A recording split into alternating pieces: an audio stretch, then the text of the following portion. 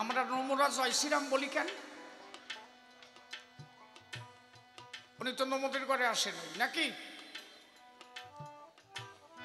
জয় শ্রীরাম যদি বেশি কয়, নম কটাই তো বেশি কয়। অত খালি ক্ষত্রিয় যারা তারা ডাকবে, আমরা ডাকবো কেন? কথা তাই তো। তাহলে আমরা নমরাও কিন্তু গাই, একটা মল্লি সাথে সাথে রামায়ণ দেব, কারণ আমাদের বিশ্বাস যে রাম নাম দিয়ে জীব উদ্ধার হয়। আর আমি মতুয়া মানুষ, আমি মনে করি আমার ঠাকুরের হরিগুরু চাঁদের নাম গুণাগুণ কীর্তন হলেও উদ্ধার হয়। যেই নাম সেই যদি হরি হয়, তাহলে হরি নামে কাজ হবে না কেন? তাহলে খালি নমর ঘরে ভগবান হরি চানাইছে বলে এটা খালি নমর ভগবান, তা হবে কেন? তোমাদের ক্ষত্রিয় কুলে রাম এলো, সেই রাম নিয়ে আমরা যখন কানতে পারি, তা তোমরা হরি বলে কানবা না কেন? এই যে কিছু কিছু মুসলমান ভাইদের মধ্যে যারা মৌলবী ওই যে ধর্ম প্রচার টোচার করে, ওরা তো আসলে ধর্ম প্রচার করে না, ওরা উগ্রবাদী। ওদের কথায় কথায় খালি বাদাবাদী। যারা মুক্তির প্রচার করে তারা কাফের, তাদের কষে দাও। হে ধর্ম কথা হলো নাকি? এলো ভেজাল বাদানি কথা। ধর্ম কথা হবে তাই যেখানে কোনো বাদাবাদী নাই। আমরা কৃষ্ণকে ভালোবাসি, যেখানে নামযজ্ঞ হচ্ছে সেখানে আসি। এই যে চলে আইছি সবাই, তাই তো। যেখানে রামের নবমী পালন হবে আমরা সবাই যাব, যেখানে গৌরের কীর্তন হবে সেখানে যাব, যেখানে হরিচাঁদের নাম হবে সেখানেও আমরা সবাই যাব। কথাটা তো তাই। তাহলে সম্মিলন আলী খালি নমর ভগবান, ব্যাপারটা কি?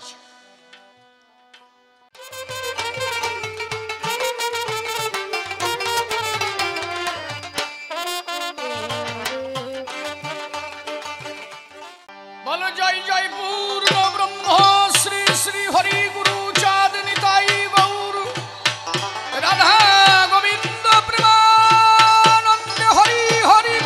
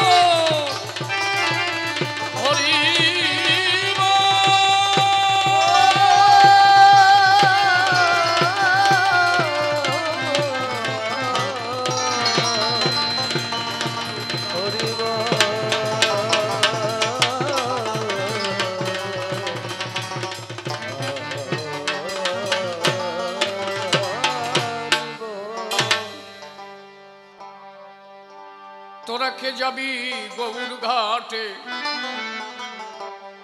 আয় চলে।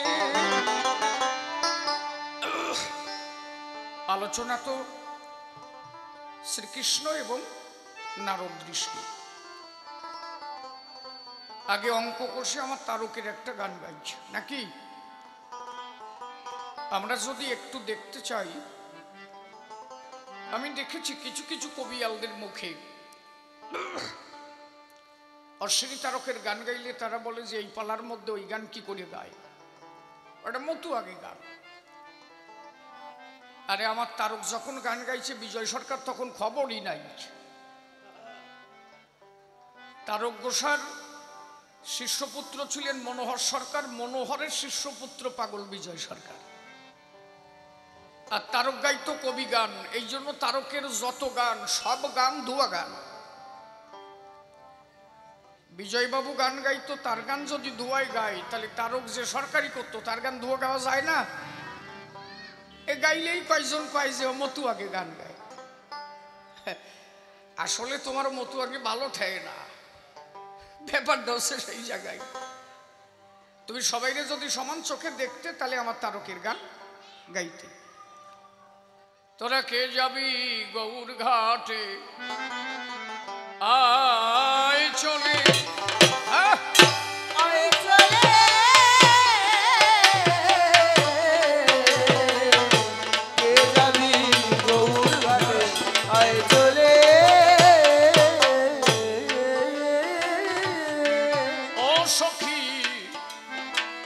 সখী সকলে যাই সবে মিলে, ও সখী সকলে যাই সবে মিলে,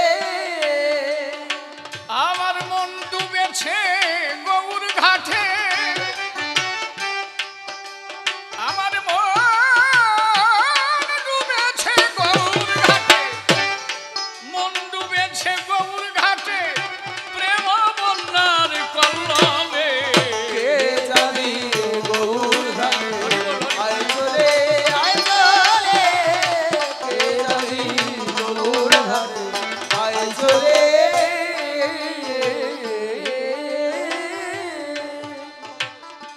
যেদিন গৌর চাঁদ উদয় দেশে,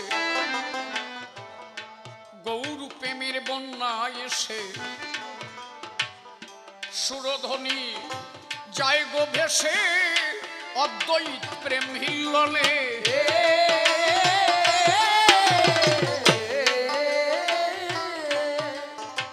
যেদিন গৌর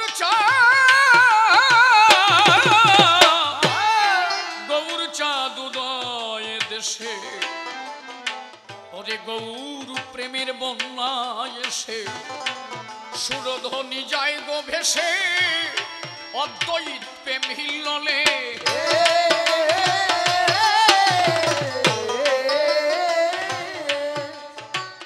আর নিত্যানন্দ প্রেমের স্রোত,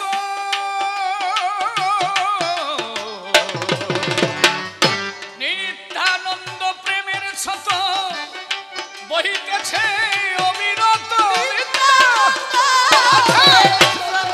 বহিতেছে অবিরত,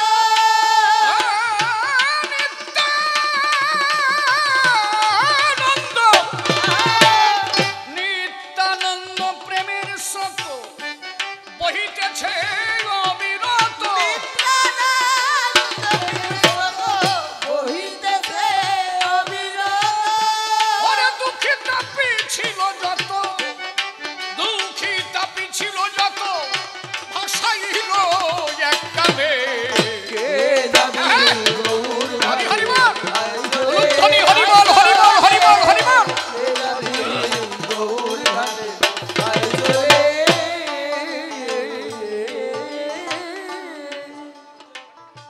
যেদিন শান্তিপুরে,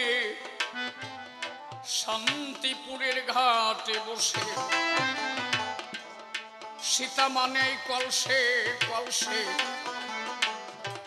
অচ্যুতানন্দ খায় এসে, বসে সীতা মার কোলে।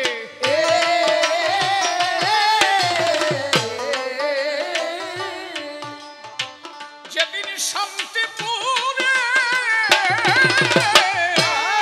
শান্তিপুরের ঘাটে বসে, সীতা মানে কলসে কলসে, অচ্যুতানন্দ খায় এসে, বসে সীতা মার কোলে।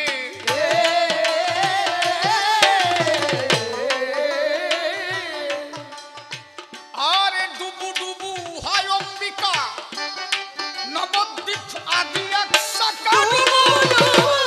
হয় অম্বিকা নবদ্বীপ আদি এক শাখা।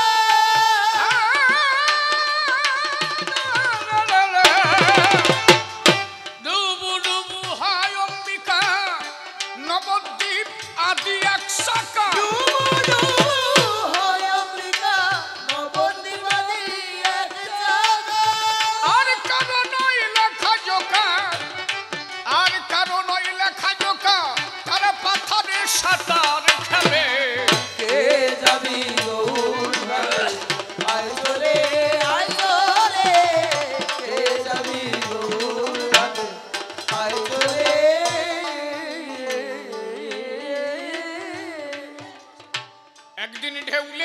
শ্রীবাসের বাড়ি, উঠল তুফানে মটকা পুরি, শ্রীবাসের শাশুড়ি বুড়ি তোরা সে পালায় ডলে।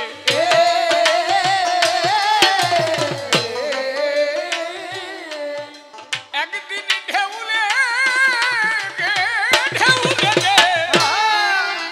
গে শ্রীবাসের বাড়ি, আরে উঠল তুফান মটকা পুরি, শ্রীবাসের শাশুড়ি বুড়ি তোরা সে পালায় ডলে।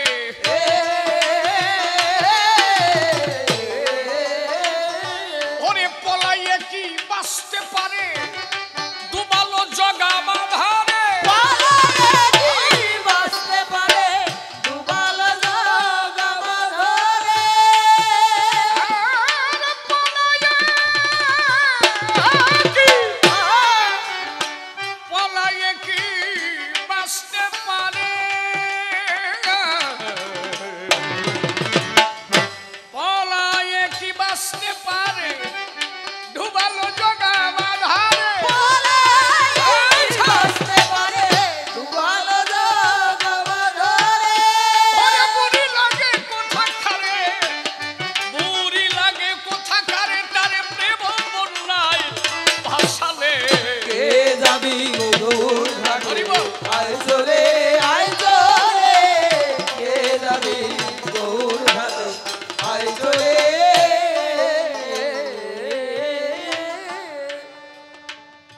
একদিন পাক পরে কাটোয়ার ঘাটে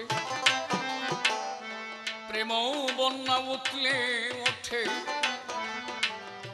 ওরে থেকে গোদাবরী তটে বিদ্যানগর ঢেউ খেলে।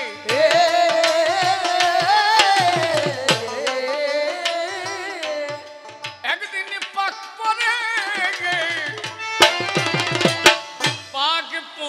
কাটোয়ার ঘাটে প্রেম বন্যা উঠলে ওঠে, থেকে গোদাবরী তটে বিদ্যানগর ঢেউ খেলে।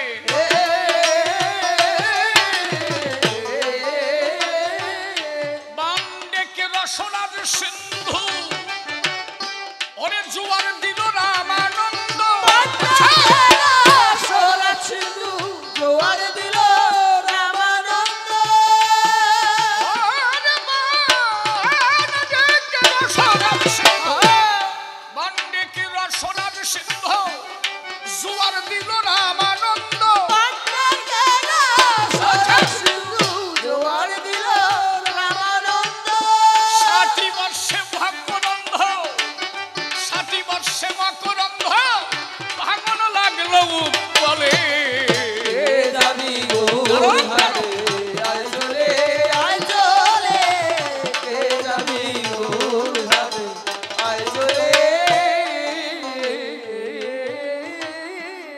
সাধুগুরু বৈষ্ণব হেরিয়ার যত পুরুষ নারী প্রণাম গ্রহণ করিবেন সবাই। কবিগান শুনবার তরে কাছে কিংবা দূরে প্রত্যেকের শ্রী চরণে ভক্তি পূর্ণ প্রণতি জানাই। বসে আছেন সুধীজনা, কবি কাব্যের বেচা কেনা, কেউ কথাবার্তা বলবেন না, প্রত্যেকের শ্রীপাদ পদ্মে জানাই নিবেদন। আজিকার আলোচনা বিশুদ্ধভাবে হবে লেনা দেনা। একদিকে কৃষ্ণ অর্জুন, নারদ কৃষ্ণ শোনেন জ্ঞানীজন। ভালো কথা শুনতে বসে আছে, আমার জীবনের কথা বলে সে সময় নষ্ট করার সময় নাই। আমি যেখানেই গান গাইতে আসি না কেন, মূল সত্যটাকে আগে প্রকাশ করতে হবে। আমি গত পরশুদিন গানে গিয়েছিলাম ময়ূরহাট, গতকাল গান ছিল আমার শান্তিপুর। ময়ূরহাটে একটা সম্মিলন, মতুয়া সম্মিলনে গান গান, তো ওখানে কিছু ঘোষ সম্প্রদায়ের মানুষ ওরা আমার বললেন যে এই মতুয়া সম্মিলন মানে তো নমগে অনুষ্ঠান নাকি? আমার হ্যাঁ ভালো বুঝিস, ওলাই তো হরিচাঁদ ঠাকুর নমগে ভগবান। ব্যথা লাগলো তখন, আমি কিছু কথা আপনাদের কাছে করি উত্থাপন।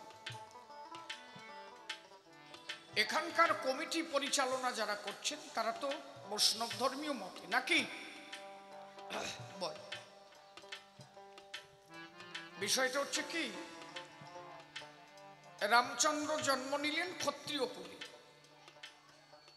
যিনি রাম ভগবান জন্মিলেন ক্ষত্রিয় নন্দন। তাহলে ক্ষত্রিয় কুলে রাম এলেন, আমরা নমরা জয় শ্রীরাম বলি কেন? উনি তো নমদের ঘরে আসেন নাকি? জয় শ্রীরাম যদি বেশি কয়, নম কটাই তো বেশি কয়। অত খালি ক্ষত্রিয় যারা তারা ডাকবে, আমরা ডাকবো কেন? কথা তাই তো। তাহলে আমরা নমরাও কিন্তু গাই, একটা মল্লি সাথে সাথে রামায়ণ দেব,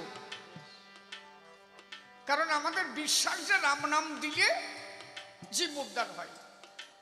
আর আমি মতুয়া মানুষ, আমি মনে করি আমার ঠাকুরের হরিগুরু চাঁদের নাম গুণাগুণ কীর্তন হলে উদ্ধার হয়। যেই রাম সেই যদি হরি হয়, তাহলে হরি নামে কাজ হবে না কেন? কথা তাই তো। আমার কথা ভুল উনি চনাট করে কবা যায়, ঠিক হচ্ছে না, একদম ফুল পারমিশন দেওয়া থাকলো। আমার যদি যুক্তিতে বেতাল হয় তা কবার তো যে না এটা ঠিক হচ্ছে না, তাই তো। তাহলে ক্ষত্রিয় যারা তাদের ঘরে রাম এলো, কিন্তু নমশূদ্র যারা তারাও রাম বলে কানতে শুরু করছে। কই তারা তো পার্থক্য দেখে না। তাহলে খালি নমর ঘরে ভগবান হরিচান আইছে বলে এটা খালি নমর ভগবান, তা হবে কেন? তোমাদের ক্ষত্রিয় কুলে রাম এলো, সেই রাম নিয়ে আমরা যখন কানতে পারি, তা তোমরা হরি বলে কানবা না কেন? ব্যাপারটা কি? না হরিচান ঠাকুর দেখলি মনে হয় যে নমর না। শ্রীকৃষ্ণ এসেছেন ঘোষেদের ঘরে। আপনি এই কমিটিতে যে কয়জন আছে ধরে আনেন, কয়জন ঘোষ আছে? একজন আছে, কথা কইও। তাই ইন্দ্রাই কৃষ্ণ নাম দিচ্ছে কেন? কি এটা একটাও ঘোষ নাই, তাহলে এরা দিচ্ছে কেন? ঘোষের ঘরে কৃষ্ণ এসেছে, অত ঘোষেকে ভগবান, তার নমরা কাল থেকে আন। এর মানে তা নয়। এরা সবাই জানে ভগবান কোনো ব্যক্তিগত সম্পত্তি নয়। ভগবান যখন আসেন সবাইকে উদ্ধার করতে আসেন। এই জন্য নমরাও ভাবেন যে কৃষ্ণ খালি ঘোষেদের মধ্যে আসলে কি ও আমাকে ভগবান। তাহলে হরিচন্দ্রের নাম নিলে তোমরা ঘোষেরা খালি কবা যে ওটা নমকে ভগবান হবে কেন? মহাপ্রভু এলো খালি ঘোষেরা না, আমি এটা বলছি না। আপনি দেখেন মতুয়াদের মধ্যে নমশূদ্র ছাড়া হায়ার কাস্টের কয়জন মতুয়া আছে দেখাতে পারবেন? দেখেন হায়ার কাস্টের মধ্যে কয়জন মতুয়া আপনি পাবেন, এর গুণিয়ে বার করতে পারবেন যে কয়জন আছে। কারণ তারা জানে, ঘোষেরা জানে কৃষ্ণ আমাকে ভগবান, তারা কৃষ্ণ ছাড়া চেনে না। ক্ষত্রিয় যারা তারা জানে রাম আমাকে ভগবান, রাম ছাড়া চেনে না। ব্রাহ্মণ যারা সেই ঘরে মহাপ্রভু এলো তারা ভাবে গৌর আমাকে ভগবান, তারা গৌর ছাড়া চেনে না। কিন্তু আমরা নমরা কৃষ্ণ বলে কাঁদি, গৌর বলে কান্দি, রাম বলে কান্দি, আমরা জানি সবাই আমাকে তা। তাহলে তারা কেন আমাকে তা ভাববে না? কথা কি আমার বেতাল আসছে নাকি? আমি তাদেরটা, এই জন্য মানুষের তো কোনো জাত নাই। তাহলে আমার মনে হয় আমাদের চিন্তাধারা ঠিক। আমরা যারা এই সম্প্রদায়ের মানুষ, আমরা মনে করি যিনি রাম তিনি কৃষ্ণ, তিনি গৌর, তিনি আমার হরিচাঁদ ঠাকুর। তাই যদি না হতো তাহলে তারও গোসাই এই গান লেখে নাকি, তোরা কে যাবি গৌর ঘাটে আইছ? কই তারক তো পার্থক্য দেখে নাই। তাহলে যেখানে মতুয়া সম্মিলন হবে সেই জায়গা খালি নম যাবে, তোমরা যাও না কেন? ব্যাপারটা কি? আমরা যদি তোমাকে নামযজ্ঞে যেতে পারি, রামের নাম নিতে পারি, আমরা জানি সব একটা, তোমরাই এক ভাবতেছ না কেন? এরপরে যে জায়গা মতুয়া সম্মিলন হবে, ঘোষ মাহেশ সব মিলিয়ে হরি নামে মেতে যেতে হবে। হরিবল হরিবল হরিবল।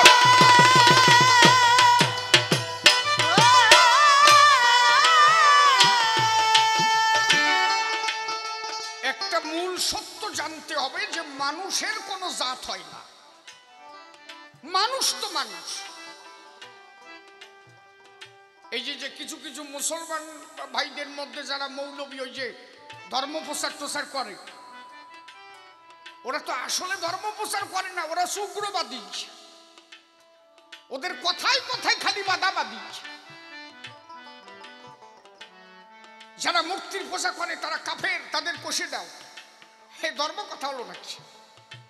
এলো ভেজাল বাদানি কথা। ধর্ম কথা হবে তাই যেখানে কোনো বাদাবাদী নাই। আমরা কৃষ্ণকে ভালোবাসি, যেখানে নামযজ্ঞ হচ্ছে সেখানে আসি। এই যে চলে আইছি সবাই, তাই তো? যেখানে রামের নবমী পালন হবে আমরা সবাই যাব, যেখানে গৌরের কীর্তন হবে সেখানে যাব, যেখানে হরিচাঁদের নাম হবে সেখানেও আমরা সবাই যাব। কথাটা তো তাই। তাহলে সম্মিলন আলী খালি নমর ভগবান, ব্যাপারটা কি? এই কথাগুলো যেন আর না থাকে। কেউ কারো ব্যক্তিগত ভগবান নয়। ভগবান যখন আসেন তিনি ধর্ম সংস্থাপন করিতে, অধর্ম বিনাশ করিতে, পাপী বিনাশ করে সাধুদের পরিত্রাণ করিতে তিনি জগতে আসেন। এই ভাবনাটা যদি কারোর মধ্যে থাকে তাহলে তখন আর তার কাছে পার্থক্য থাকবে না, সব একাকার হয়ে যাবে। কারো গান লিখলেন, তোরা কে যাবি গৌর ঘাটে আইছ, সখী সকলে যাই সবে মিলে, আমার মন ডুবেছে গৌর ঘাটে প্রেম বন্যার কল্লালে। বললেন যিনি গৌর প্রেম দিতে এসেছিলেন, গৌর প্রেমানলে যাদের মাতালেন, পরবর্তীতে সেই মহাপ্রভু হরি হয়ে ওরা কান্দি অবতীর্ণ হলেন। আমরা এখন আছি কোন যুগে? আমরা তো দাপর যুগে নাই, আছি কি? কোন যুগে আছি? কলি যুগে। আচ্ছা, যদি মহাপ্রভুর দরকার না পড়তো তাহলে কৃষ্ণ কি মহাপ্রভু হতো? মহাপ্রভু দেখলো যে আমি যা দিতে এসেছিলাম তার দ্বারা আর হবে না, তাই মহাপ্রভু পরবর্তীতে হরি হয়ে গেল। প্রয়োজনার্থে ভগবান, যখনই আসে প্রয়োজন তখনই ভগবানের হতে হয় আগমন। আচ্ছা, এক নারায়ণ থাকলেই তো অত, তাই এই কয়জন আসতে হলো কেন? কারণটা কি? সত্য যুগে ধ্যান তপস্যা, ত্রেতা যুগে যাগযজ্ঞ, দাপরে পূজার্চনা, কলিতে এসে একমাত্র হরিনাম সার। মহাপ্রভু বললেন হরিনাম ছাড়া কলিজীবের কোনো গতি নাই। সেই মহাপ্রভু হরি হয়ে বললেন একমাত্র হরিবল মন্ত্র সার, এই নাম নিলে হয়ে যাবি ভবপার, আর কোনো কিছুর দরকার নাই। এখন আমরা তাই ছেড়ে দিয়ে যদি সেই সত্য যুগের গুণগান গাই তাহলে তো কাজ হবে না। এখন তো কলি। সত্য যুগে মানুষ ছিল সত্যের আশ্রয়, মানুষ সত্য কথা কত। এর কয়েকজন মানুষ মানে সত্যি কথা কয় না? গোপালনগরের সবাই কয়, আমাকে ওই জায়গার মানুষ ভালো লাগছে। সত্যি যুগ আছে নাই। এখন হচ্ছে সুপ্রিম পাওয়ার দরকার। ঘোর কলি আরম্ভ হয়ে গেছে। সুপ্রিম পাওয়ার ছাড়া কাজ হবে না। সেই সুপ্রিম পাওয়ার একমাত্র হরিচাঁদ ঠাকুর ওরাকান এনেছিলেন হরিনাম। হরিনামের মধ্যে দিয়েই তুমি সবকিছু পাবা। গৃহেতে থেকে যার ভয় ভাব উদয়, সেই সে পরম সাধু জানিও নিশ্চয়। হরিচাঁদ ঠাকুর বললেন তোমার কোনো কিছুর দরকার হবে না জীবনে। আরে পুরাণ কথা তুমি শুনে নে, অর্জুন কি করেছে, নারদ কি করেছে, কবানি রাত বড়িয়ে কবানি রাজ্য লাভ করিয়ে নেই। সিংহাসনে বসে করবা নাকি? নিজের গোয়ার যদি পড়ে যা শুনলে কাজ হয় তাই শোনো। হরিচাঁদ ঠাকুর বললেন ভগবান পাইতে কোথাও যেতে হবে না, শুধু কয়টা কথা মেনে চল। মা বাবাকে ভক্তি কর, সত্য বাক্য রাখ, ইন্দ্রিয়গুলোকে জয় কর, সত্যবাদী জিতেন্দ্রীয় হইবে, যে না থাকুক ক্রিয়াকর্ম হরিতুল্য সেই। হরিচাঁদ ঠাকুর কখনো বলেননি নাই যে আমার ভজন পূজন করলে সে আমারে পায় না, বলছে আমার বসতে হবে না। সত্যবাদী জিতেন্দ্রীয় হইবে যেই, যে সত্য কথা বলবে, যে ইন্দ্রিয়গুলোকে জয় করবে, যে যার মা বাবাকে ভজন পূজন করবে, ভগবানকে ডাকতে হবে না, ভগবান তখন তার ঘরে গিয়ে হাজির হবে।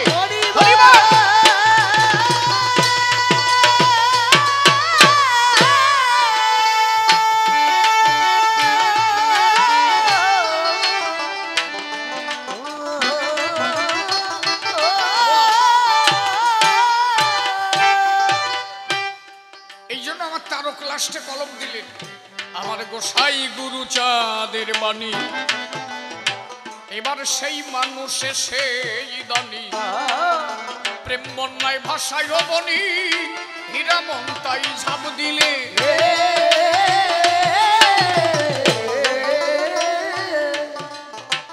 আমার গোসাই গুরু, আমার গোসাই গুরু চাঁদের বাণী, সেই মানুষে সেই দানি, প্রেম বন্যায় ভাষায় বনি, হীরা মমতাই ঝাঁপ দিলে।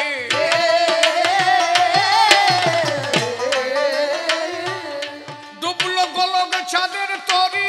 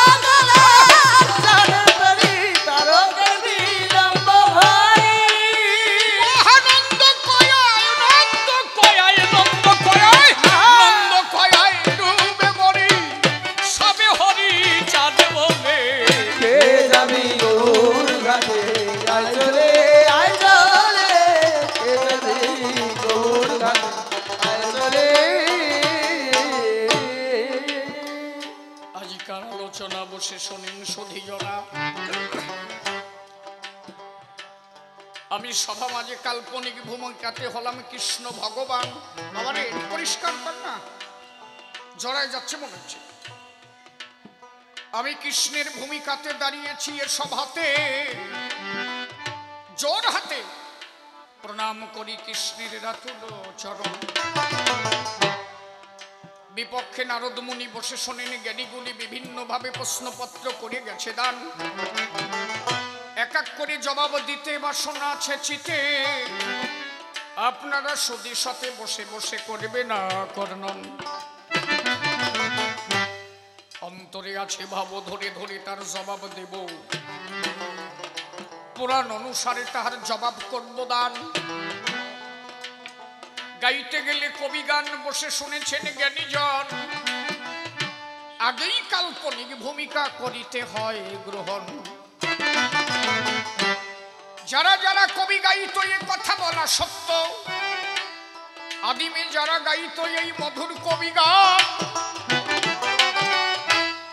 তারা কবি গান গাহিতে গাহিতে মহাসাধু হয়েছে বিশ্ব জগতে। মুখ দিয়ে যাহা কহিত সত্য হইত তখন। হরিবর হরিয়াচার্য সরকার, পাগলা রাজেন্দ্র সরকার, ছিল প্রেমিক কবি চূড়ামণি, বসে শোনেন জ্ঞানী গুণী, মহাভাব শিরোমণি আমার তারক চাঁদ সরকার। ছিল আরো অনেক জন, বসে শোনেন জ্ঞানী জন। তারক ঘোষার বাবাও কিন্তু গাইতো কবি গান। নামে ছিল কাশীনাথ সরকার, বসে শোনেন নারী নয়। হরিবরের বাবা ছিল আনন্দ সরকার। এরা ছিল বহু পুরনো কবি, অঙ্কন করেছিল কাব্যের ছবি। গান গাইলে মনে হতো উদিত রবি, তাদের বিশুদ্ধ প্রেম ভক্তি ভরা। অনন্ত জগৎ মাঝে থাকতো তারা প্রেম সরোজে, প্রেমের দেশে তাদের হৃদয় ছিল পোড়া। তাই যদি না হতো বসে শোনেন বিজ্ঞ যত, পালায় ঢুকে গেলি তো আর তারকের কথা বলতে পারবো না, আগেরটা কইয়ে সারি নাকি। আইসে গেছে যখন, মানে আমার আবার এ না বলতে পারলে যে ভালো ঠেক। বিষয়টা হচ্ছে তাই, আমি বর্তমান যাদের দেখে মানুষ হয়েছি তাদের কথা না বললে সুখ কি পাইছি। করণ এমন মানুষ বত্ত নিত্য মানুষের সাধনা, অনুমান কায়া শূন্য ছায়ার কেন করো ভাবনা। করণ এমন মানুষ বত্ত নিত্য মানুষের সাধনা। আরে আমার জীবনের ঘটনা শোনো, এ তো মানে বলা ঠিক না, তবু এর মধ্যে কিছু পাবা তাই করছি। আমাদের বরিশাল থেকে বায়না দিল, আমি বায়নায় গানে গেছি, প্রচন্ড গায়ে জ্বর, গা থরথর করে কাঁপছে। আমি সবে মাত্র বর্ডার পাস হয়েছি। আমি তারকরে বললাম যে বাবা আমার দ্বারা মনে হয় গান গাওয়া সম্ভব হবে না। তার আগের দিনে আমি বসিরহাট বর্ডার থেকে, গোজাডাঙ্গা বর্ডার থেকে ফিরে গেছি বাড়ি, গানে যেতে পারি নাই। গান হবে উত্তম পাগলের আশ্রমে। আমি যাই নাই বলে ৮ সমান কবর খুঁজিয়ে ওর মধ্যে ঢুকি আছে। আমি যদি না যাই ও আর ওই জায়গাতে বেরোবে না। আমি দেখলাম আমার জন্য কোনো হরিভক্ত কষ্ট পাবে হবে না, মরে যাই তাও যাবো। বনগা বেনাপোল পার হলাম, গাড়িটা আমার নিয়ে যাচ্ছে জয়পুরের লোহাগড়া থানা, ওই লোহাগড়া বাজারের উপর দিয়ে আমি যাচ্ছি। ওই সাডে ওই লোহাগড়া দেখিয়ে আমি ড্রাইভারে বললাম দাঁড়া, এই যে আমার তারকের বাড়ি এই জায়গায়, এই লোহাগড়ার কাছাকাছি তো। জয়পুর কত দূর সন্ত? কয় যে পাশের গ্রাম। আরে তা আমরা নিয়ে চল। আমি গেলাম, একটা কাপড় পরা আছে, তা তারকের ঘরে ঢুকেছি। ওই মন্দিরে তারকের একটা বিগ্রহ আছে, আর ওই লাঠিটা আছে, জুতো আছে, ছাতা আছে। ওই যে জুতো লাঠি ছাতা পাঠাই দিছিল না, সেইটা। তো এই বাড়ির শান্তিমা তারক ঘোষার বর্তমানের যারা আছেন তার মধ্যে ওখানে একজন মা আছে, নাম হচ্ছে শান্তিমা। আমি ওখানে যাওয়া মাত্র ওনারা সবাই আসলো। তেমন বললো বাবা হারমোনি বাজে একটা গান গাও, আমাদের শরীরের অবস্থা ভালো না, কবি গাথি হবে। বললো ঠিক হয়ে যাবে, তারকের জায়গা আইসো তুমি বোঝো না, হে ভয় পাই। আমি বললো কি গাবো? কয় যে কেন আমার তারকের গান গাও। হারমোনি বাজায় গান ধরলাম, গৌর প্রেম লেগেছে জানে, গৌর প্রেম লেগেছে জানে। ওই গান আমার এখনো ফেসবুকে ছাড়া আছে। গান শেষ করে শান্তি মারে বললাম মা তখন যাই? বলে না, তারকের বাড়ি কিছু না খেয়ে গেলি হয়। তাহলে কি রান্না আছে? বলে যা আছে তাই খাও। ভাত বেড়ে দিল, ওই ভাত খেলাম। ওই যে আমার জীবন থেকে জ্বর গেল, আর কোনোদিন জ্বর হয় নাই। এই জন্য বলেছি অনুমান কায়া শূন্য ছায়ার কেন কোনো ভাবনা, করণ এমন মানুষ ভক্ত নিত্য মানুষের সাধনা। এখনো গেলে যেখানে দেখা যায় আমার তারকের সেই জুতো লাঠি ছাতা থোয়া, এখনো গেলে যে হীরামনের বাড়ি দেখা যায়, এখনো গেলে তুমি জানো কানা লোচন ছিল, কানা লোচন, যা শুনলে কাজ হবে তাই শোনো। এখনো সেই পুকুর দেখা যায়, আমি দেখেছি তো।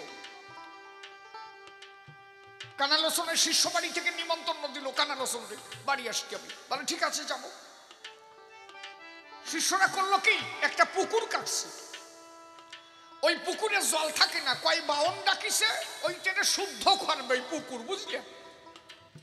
তা ব্রাহ্মণরা শুদ্ধ করতে আসে, ওই পুকুরের মাঝখানে একটা ভিটে করেছে, এখন ওখানে শুদ্ধ হবে, ব্রাহ্মণরা এসে মন্ত্র করবে। কানালোচন কানা, চোখে দেখে না, ঠাকুরের একনিষ্ঠ ভক্ত। তা শিষ্য বাড়ি আসছে, ওই পুকুরের মধ্যে ওরা ভিট কেটে রাখছে, শীষটা বেশি হয়ে গেছে, একটু শীষটা কমিয়ে দাও তো। ওই শীষ দিচ্ছে, মনে হচ্ছে বস্তা বসছে না, ওই একটু কম টুল দিয়ে টিয়ে সাজাইছে। কানালোচন তো চোখে দেখে না,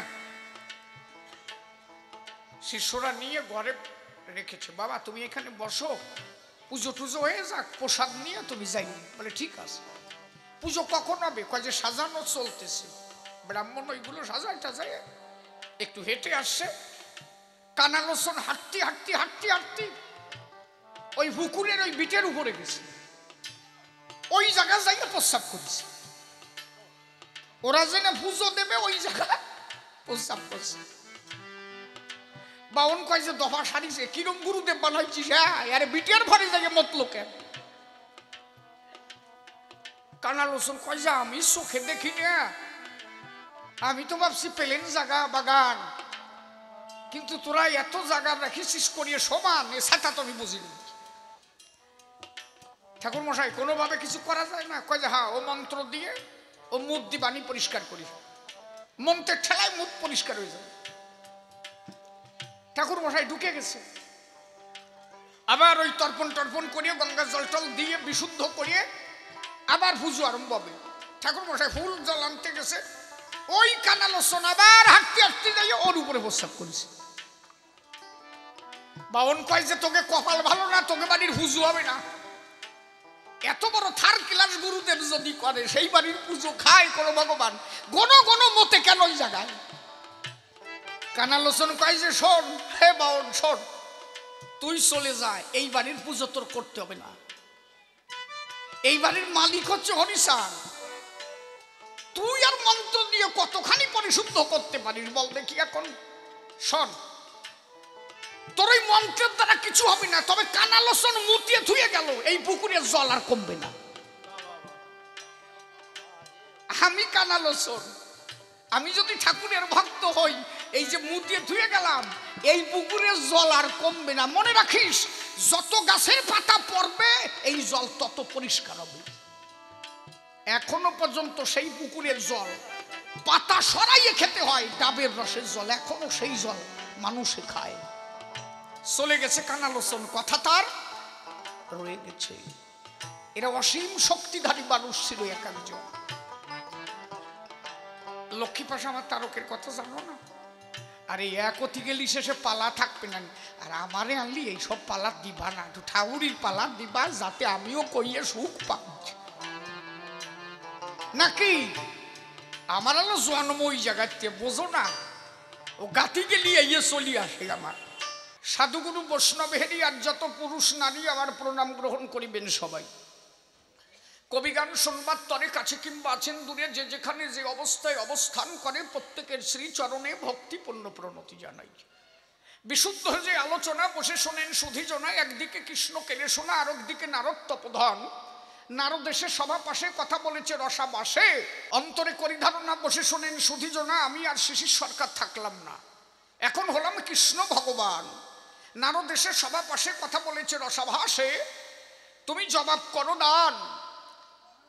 বলো দেখি সভা তলে, একটু তুমি বলো খুলে, অর্জুনকে রাজ্যের লোভ দেখাইয়ে কেন? তাই তো, তুমি তো চরণ তারে দিতে পারতে, কথা বলো সভাতে, তা না দেখাইয়ে রাজ্য লোভ তুমি দেখালে কেন? বলো দেখি সভাস্থান, জানতে চাই আমার মনপ্রাণ। ওই যে দুর্যোধন, দ্রোণাচার্য পিতামহ বিশ্ব একজন, এত বড় সাধুগুরু তারা ছিল, তাদের মরণবাণ তোমার হাত দিয়ে কেন গেল? তুমি কেন যুক্তি দিয়ে নিজের গুরুদেবকে করতে বললে নিধন? তোমার চরণ পেলেই হয়ে যেত, রাজ্যলোভ কেন দেখাতে হলো? এই কথা খুলে বলো, এইটা জানবার তরে সভা তল প্রশ্ন করেছে উত্থাপন। বসে শোনেন নারী নরে কথা বলি সভাধারে, অর্জুন, তুমি যাদের আপন আপন ভেবে এত সৎ কথা বললে এত সময় আসরে, নারদ তোমার তো সে কথা জানা নাই। তুমি অর্জুনের হয়ে যে কথা করেছো বিশ্লেষণ, আমি তোমার কাছে করি অনুধাবন। যাদেরকে তুমি ভেবেছো আপন আপন, ওরা অর্জুনের আপন কেহ নয়। যদি ওরা আপন হতো তাহলে আমি কৃষ্ণ মন মত আমি গিয়ে দুর্যোধনকে বলেছিলাম, তাই দুর্যোধন কথা নাও, ওরা তো 5 ভাই 5টা গ্রাম চাই, ও 7 দিয়ে দাও, বেজাল মিটে যাক, কোনো জ্বালা নাই। পুরো রাজ্য তোমরা পাবা, খালি 5খানা গ্রাম দিয়ে দিবা, বেজাল মিটে যায়। আর আমি কৃষ্ণ ভগবান, যেখানে আমি হয়েছি দণ্ডায়মান, তারপরে আর কোনো থাকতে পারে সেই জায়গায়? ওই দুর্যোধন বলে আমারে, নারদ তুমি শোনো চুপ করে। আমি যখন ঢুকলাম রাজ দরবারে, দুর্যোধন আমারে বলে, তাই আমি গিয়েছি মীমাংসা করিতে, আর দুর্যোধন বলে আমাতে এই দালাল আইছে বান্ধে ফেলানো চাইছে। আমি স্বয়ং ভগবান। ও আসলে তো আমার ভগবান কোনোদিন ভাবে নাই, ও ভাবে যে আমার বিয়ে, নাকি ও ভাবে যে আমার বিয়ে। আরে যার যার মন যেমন সে ভাবে তেমন। কেউ বিয়েরই দাদা কইয়ে ডাক দেয়, দাদা কেমন আছেন, যাই এই প্রণাম দেয়, দেয় না? আর বউ যদি সেই রকম হয়, বিয়ের কান্দে হাত দিয়ে কয় যে চলো, কত জায়গা যায়, ছাতা দিয়ে আমার দরকার, কই বুড়ি বুঝে ফেলাইছে কলে যায়। হ্যাঁ, বিয়ে নলি, মানে সেটা আলাদা ভাব হয়। আর আমি আমার মারে দেখেছি, কি বলবো আপনাদের কাছাকাছি, আমার দিদির শ্বশুর যখনই বাড়ি আসতো, মা টান টানই প্রণাম দিত, অন্তরে ভয় থাকতো, দাদা কইয়ে ডাকতো। মা ভাবতো তাই যদি কোনোভাবে বিয়েই কষ্ট পাইয়ে যায়, মায়ের কপালে কষ্ট আছে রে ভাই। চরণে প্রণাম দিত, চোখের জল সারিয়ে দিত। কি সত্যি না? সবার মন কি এক জায়গায়? আর কেউ ভাবে যে বিয়ে মানে কোলাকুলি ধরানুলি। কি কব নারত্তরে, ওরা কোনোদিন আপন ভাবে নাই অর্জুনের। অজরা যদি আপন ভাবতো তাহলে 5খানা গ্রাম দিয়ে দিত, ভেজাল কি আর হতো? এই ভেজাল আর থাকতো না। অন্তরে করি ধারণা, ওরা ওরে আপন ভাবলো না। মনে রাখিস তাই, আমি চরণ দিই নাই অর্জুনকে। কে বলেছে তোর? সর্বোপরি অর্জুনের সংসারে সদা থাকতাম আমি তার রথের উপরে, আমার চরণ অর্জুন পায় নাই? পেয়েছে। তবে এদের ধ্বংস করতে বলেছি কেন? ওই যে বসমাতা, যিনি পাপে মেদিনী, থরকম্প ভাবে কাঁপছিলেন তিনি। বসমাতা বলেছিল, তাই প্রভু পাপীর ভাড়ার সইতে পারি না, অন্তরে করি ধারণা, নিজ গুণে করুণা করে তোমার রক্ষা করা চাইছে। মানব আকারে মানুষ এলে বসে শোনেন জ্ঞানী দলে, সেই মানবের কর্ম যদি না করে মহিতলে, সে কিন্তু মানব আকারে এসে তার কোনো লাভ নাই। ভগবান তিনি রজবীর্যের দ্বারা আসেন না কখন, কিন্তু মানব হয়ে যখন করে জন্মগ্রহণ, তখন মানবের আচরণ তার করতে হয় বিলক্ষণ। মানুষ হয়ে এলে মানুষের কর্ম করে চলে, এই জন্য দেহ রেখে যেতে হয় কিন্তু তার ভূমণ্ডলে। আচ্ছা, ভগবান যদি চিন্তা করতো সশরীরে তো হাঁটা দিতে পারতো। হরিচাঁদ ঠাকুর যখন লীলা সম্বরণ করলো, আমি শিশির হয়ে বলি তাই, ঠাকুর যখন লীলা সম্বরণ করলো দেহ কিন্তু রেখেছিল। গুরুচাঁদ ঠাকুর লীলা সম্বরণ করলো, দেহ কিন্তু রেখেছিল। রামচন্দ্র লীলা সম্বরণ করলো, দেহ কিন্তু রেখেছিল। কৃষ্ণচন্দ্র লীলা সম্বরণ করলো, দেহ রেখেছিল। আচ্ছা, ভগবান যদি পাইতো সে তো সশরীরে আটিয়ে দিয়ে যেতে পারত, কিন্তু নয়। মানব আকারে জগতে এলে নরলীলা করতে হলে মানুষের আচরণ তোর তখন করা চাই। অন্তরে করি ধারণা, এরা যারা পাপী নরাকারে এসেছে ধরা পড়ে, ধরণী ভার সইতে না পেরে ধাত্রীমাতা বলেছে আমারে, আমি পৃথিবীর ভার হরণ করিবার তরে আদেশ দিয়েছিলাম অর্জুনের, এই আগাছা দিয়ে মেরে ধর্ম বীজ রোপণ করো তুমি বিশ্বচরা চরে। আপনাদের আছে জানা, এই যে এখনকার সময় একেবারে তো কমা না, এখন এই ধানের বীজ রোপণ করবে, প্রথমে কিন্তু ট্রাক্টর দিয়ে আগে জমি চাষ দেয়, তাই তো? ট্রাক্টর দিয়ে চাষ দেবে, এক চাষে হয় না, শেষে 3 চাষ দেয়। 3-4 চাষ কেন হয়? যদি কোনো জমিতে আগাছা বেশি থাকে রে ভাই। অন্তরে করি ধারণা, তাহলে চাষি যিনি ওই আগাছা মারলেন, তিনি উনি না মেরে পারতেন যে ওই গাছ থাক, অসুবিধা হবে না। চাষি মারে কেন? চাষি মনে মনে দেখে, তাই এই আগাছা থাকলে মূল ধান আমার পাওয়া হয়ে যাবে দায়। তাহলে চাষি করে বর্ণনা এইভাবে রাখা যাবে না, অন্তরে আছে ভাবো আগাছা মেরে দিয়া, মেডিসিন দিয়া, জমির উর্বর শক্তি বৃদ্ধি করিয়া আমি বীজ বপন করব। তাহলে আগাছা যদি যায় মরিয়ে, বীজ যদি দিই জমির উপরে, সেই বীজের থেকে ভালো ফলন পেয়ে আমি ফলন আনব ঘরে। অন্তরে করি ধারণা, বিশ্ব জগতের তুমি যাদের কথা বললে এরা আগাছার মতো, একটাও মানসিক জাত না। চাষি যেমন আগাছা জমিতে দেখো মারে, আমি স্বয়ং ভগবান বিশ্বের চাষি হই তোমার কাছে বলি, এখন এই আগাছা স্বরূপ ওই কটাকে মেরে অর্জুনকে দিয়ে ধর্ম সংস্থাপন করিতে বলেছি তারে, যাতে পৃথিবীতে ধর্ম সংস্থাপন হয়ে মানুষ ঈশ্বরমুখী হতে পারে। এখন যদি বলি তাই মহাভারতে সবাই তো সবাইরে মারে নাই, তাহলে এক সাইকে মাইলে কেন? মনে কর কোন একজন বুড়ো রাস্তা দিয়ে যায়, কথা বলি ধর্মসভার গায়ে, তা বুড়ো করতে একটা কাপড় পরিয়ে আছে, আন্ডার আছে, রাস্তা দিয়ে যাচ্ছে, হঠাৎ করে বুড়ো কর্তার প্রস্রাব চাপছে। যেই প্রস্রাব চেপে গেল, বুড়ো কর্তা বুড়ো মানুষ তো মনে মনে ভাবলো তাই কোন জায়গা বসা যায়। একবার বুড়ো হয়ে গেলি তখন লজ্জা সরমও বেশি থাকে না রে ভাই, কি থাকে নাকি, ও যে কোনো জায়গা বসে যায়। সরাত করে বসে গেল, কেবল আন্ডার উঁচু করিয়ে কাপড় উঁচু করিয়ে ছাড়িয়ে দিল। কপাল ভালো, এমন জায়গা বইছিল লাল পিঁপড়ে উঠে আরম্ভ করে দিল। এখন বুড়ো পড়ে গেছে জ্বালাই, কেবল মুখ ছাড়িছে আর পিঁপড়েও উঠিছে। এইবার আমারে বলেন এই বুড়ো করবে কি? পিঁপড়ে কিন্তু সব কটা উঠিছে, ওর মধ্যে কামড় মোটে দুটো একটা দিচ্ছে। এখন বুড়ো কি ওই মুখ ছাড়িয়ে দিয়ে ওই পিঁপড়ে খুঁটিয়ে বেড়াবে নাকি যে কোনটা কোনটা কামড়াচ্ছে? এই দেখার সময় আছে, তখন কি করবে? কাপড় ছাড়িয়ে দিয়ে সরাত করে ঢোলা দিয়ে আবার আন্ডার ধরবে, যাতে আন্ডার বিছে না যায়। অন্তরে কর ধারণা। তাহলে মহাভারতে যদিও সবাই না জ্বালায়, এক দুর্যোধনের কামড়ের ঠেলায় এক ডলায় সব বিদিশ হয়ে গেছে, আর একটারও রাখতে পারি নাই। বলে খুলে বলি সভাস্থান, ওরা যদি ধর্মপ্রেমিক হতো, ওদের কি মারার যুক্তি আমার কাছ থেকে থাকতো? দাঁড়িয়ে বলি সবার ঠাই, ডেকে বললি ধর্ম সবাই, তাহলে বিশ্বমল্ল কেন? ওর পিতামহ অর্জুনের পিতামহ ছিল, তারে মারার যুক্তি কেন হলো? ওটা যার কর্মদোষে নিজে গেল। বিশ্বের কর্মদোষ, কর্ম কি এত বড় ভালো ছিল? ছিল কিন্তু নয়। দাঁড়িয়ে বলি সবার ঠাই, বিশ্ব কেন মারা যায় এ তো আপনারা জানেন সবাই। কাশিরাম রাজার 3 কন্যা ছিল, বসে শোনেন জ্ঞানী দল, অম্বা অম্বিকা অম্বালিকা ছিল। এই অম্বা অম্বিকা অম্বালিকা এদের স্বয়ংবর সভা হয়। বিশ্ব প্রতিজ্ঞা করেছিল, তাই আপনাদের জানা আছে। তাই শান্তনু রাজাকে বিয়ে দেওয়ার সময় যখন মৎস্যগন্ধার সঙ্গে বিয়ে দেয়, বিশ্ব প্রতিজ্ঞা করলো তাই, কারণ মৎস্যগন্ধা বিয়েই বসে না। অন্তরে করি ধারণা, বিশ্ব করলো বর্ণনা, তা তুমি আমার বাবারে কেন বিয়ে করবে না? কয় যে তোমার যদি সলমাইয় হয়, সে সিংহাসন পাবে, শেষে আমার কটা কি আঙুল চুষিয়ে বেড়াবে? বিশ্ব করলো বর্ণনা, আমি তোর সঙ্গে প্রতিজ্ঞা করলাম, আজ হইতে জড় জগতের যত নারী সব আমার মা, আমি আর কাউকে নারী রূপে গ্রহণ করব না। প্রতিজ্ঞা কিন্তু হয়ে গেল। এই জন্য বলে সাধু সাবধান, একবার সাধু হয়ে গেলে সাবধান সাবধান। এসএমডি বসে পড়, ভেজাল বাদাইস না।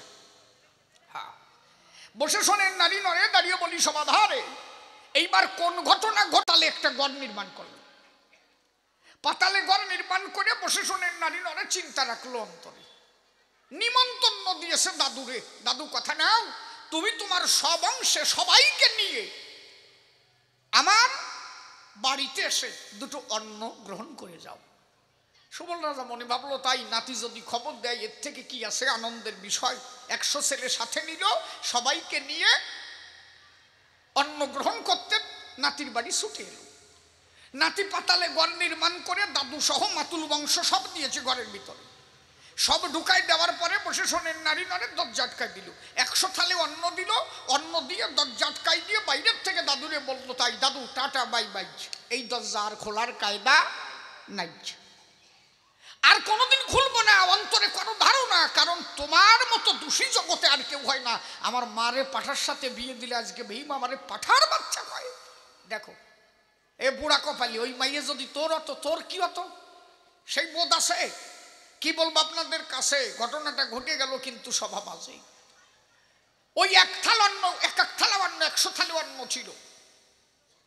এখন সুবল রাজা মনে মনে ভাবলো তাই এক সেটে যদি এই অন্ন সবাই খাই মরে যাব সবাই, কারো বাঁচার কায়দা নাই। সুবল রাজা মনে ভাবলো তাই ও দরজা যখন খুলবে না, আমার নাতি তো আমি জানি আর দরজা খুলবে না, কি করা যায়?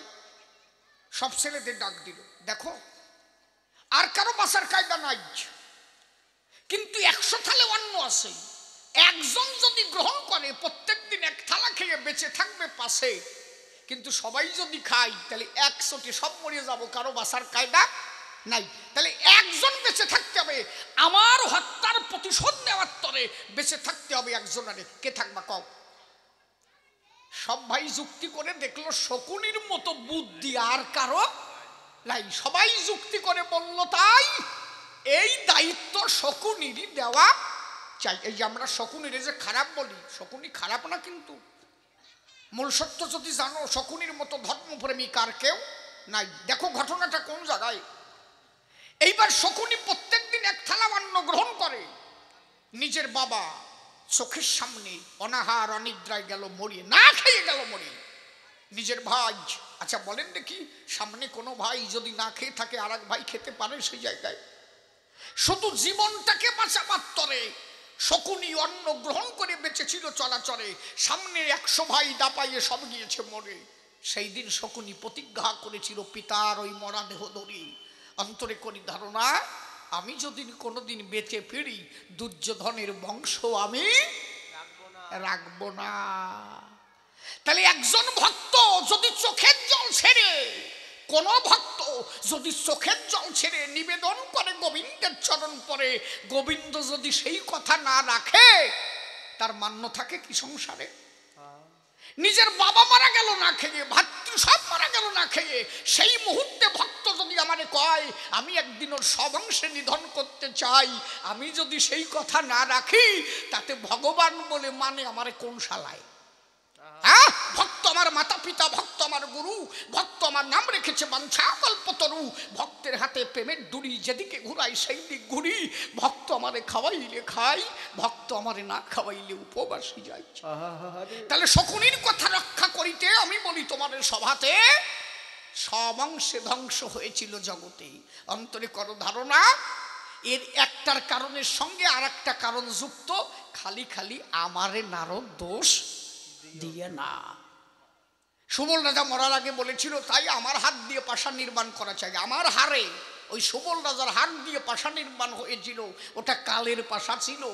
কারণ যে ঘটনা দুর্যোধন ঘটালো এরপরেও বেঁচে থাকার অধিকার আছে না কে ধরায়? তাহলে আমি বলি সবার ঠাই জাগতিক জগতে চলতে গেলে, নরাকারে আসতে গেলে, নরলীলা করতে গেলে সেই নরের মতো আচরণ তার করতে হবে ভাই। অন্তরে করি ধারণা। আর মূল সত্য যদি তোমারে বলি তাহলে তুমি ব্যথা পাবা না। নারদ সব কথা তো তুমি জানো। অবিনাশী দুত বৃদ্ধি সর্ববিদ অন্ততমা বিনাশম ব্যয় সাক্ষ নকচিত কুট্ট মুহূর্তি, আত্মার বিনাশ হয় না। তুমি আত্মীয় বর্গ বলো জানে, শুধু দেহটাকে দর্শন করি, ভিতরের সত্তাটাকে তো তুমি দেখো নাই। কে তারে মারে? সে জলে ডোবে না, আগুনে তারে পোড়ানো যায় না, তারে কাটা যায় না। অন্তরে করি ধারণা আত্মার মরণ হয় না, শুধু দেহের মরণ হয়। দাঁড়িয়ে বলি সবার ঠাই ওরা যারা দেহ ধরিয়ে দাঁড়ায় আছে তারা মূলত আত্মাকে মরার ক্ষমতা কারো নাই। তাহলে ওরা যদি প্রকৃত তোমার আপন হতো তাহলে একদিন তোমাকে, এই ওরা যদি প্রকৃত আপন হতো অর্জুনকে ওরা কাছে নিত। মূলত ওরা অর্জুনের কেউ নয়। আপনি যদি মনে করেন তাই আমার ছেলেটা আমার পাশে বসে গান গাই ও আমার আপন মানুষ নয়, আমার ছেলে আমার পাশে গান শোনে ও আমার আপন নয়, আপনি ওরে কতটুক চেনেন? এই যে আমার তোষারের মাইয়ে, আপনারা চেনেন বোধ হয়, আমার তোষার ওই যে পাল্লা আমার শিষ্য ছল ওই জন্য মেয়ে। এখন তোষার যদি বলে তাই মেয়ে আমার, ও আমার মেয়ে, আমি ওর সবটুক চিনি, ও যে ওর কিচ্ছু চেনি না তো সেইটুকুই বোঝে নাই। চিনি শুধু দেহখানা, দেহটা তোমার চেনা কেন? তৈরি তো তোমার দ্বারা। মায়ের 4 পিতার 4 গুরুর দেওয়া 10 18 বোকাম তত্ত্বে ফেরে মহারস। যেই 18 তত্ত্বে দেহ হয়েছে বস, ওর দেহটা চিনি, কিন্তু ওর মধ্যে যে আত্মা আমি কি ওইটাকে জানি? কে কথা কয়?